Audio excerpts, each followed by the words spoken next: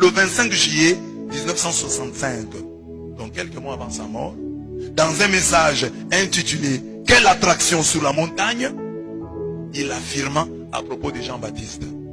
Jean-Baptiste n'est pas Élie de Malachie 4, car après Jean, la terre n'est pas brûlée.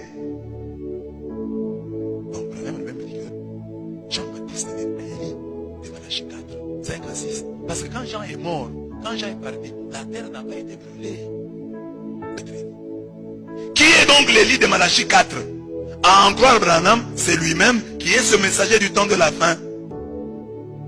Notez que dans Malachie, aussitôt que le messager s'en va, le monde est complètement brûlé et les justes entrent dans le millénium en marchant sur les cendres des méchants. En 65, l'année même de sa mort, dans les douleurs de l'enfantement. Parce que lorsque Élie viendra, le monde devra être consumé immédiatement et les justes devront marcher sur les cendres des méchants. Les têtes et les yeux, les deux autres ont disparu et Jésus est resté seul. Suis-je en train de dire que le frère Branham n'était pas un serviteur de Dieu?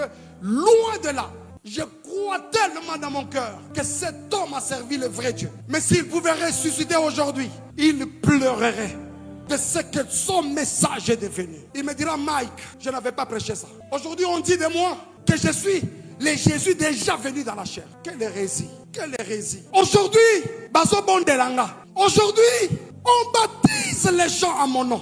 Là, je suis tombé sur un message, un sermon du frère Branham sur la démonologie, domaine religieux, prêché le 9 juin 1953, paragraphe 29.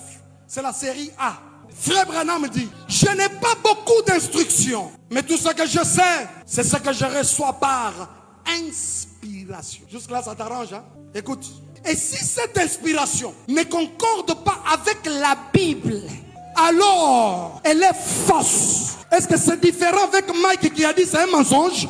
Non, c'est pas moi, hein? C'est frère Branham, hein? Il continue de dire, il faut que ça vienne de là. Voici les fondements. Les fondements de Dieu. Aucun autre fondement n'a été posé que ceci. Ici, le frère Branham évoque 1 Corinthiens chapitre 11, le verset 3. Là où l'apôtre dit que personne ne pose un autre fondement que celui-ci. C'est ce qu'il est en train de dire ici. Il fait allusion à la Bible. C'est-à-dire le frère Branham était dans les Écritures. Il continue. Et ce qui correspond à ceci, si ce que je disais était contraire à ceci, alors que mes paroles soient un mensonge. Ce n'est pas moi, c'est pas moi, c'est pas moi.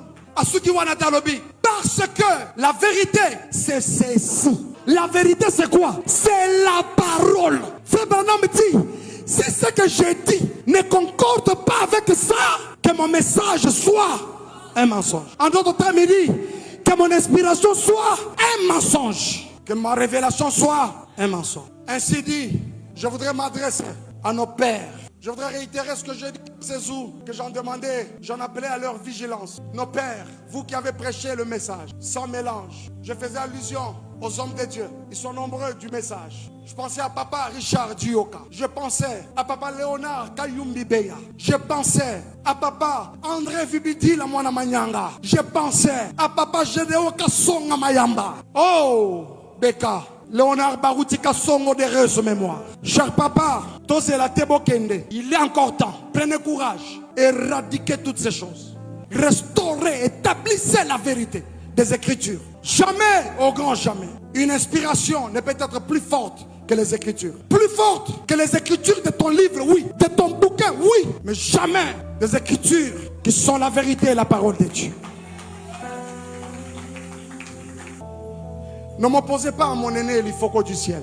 Je n'ai aucun problème personnel avec lui. Ça fait beaucoup de gens qui parlent, connaissent l'Ifoko du ciel de loin, mais moi, je les connais de près. Je garde les souvenirs de mon séjour avec lui à Mbujima et à Brazzaville. Et il y a quelques années, 3-4 années, aux États-Unis. Une fois, nous étions avec lui à table, il me dit, petit nanga, est-ce qu'on a dit que Foufou Tozolia ou la Bible les a?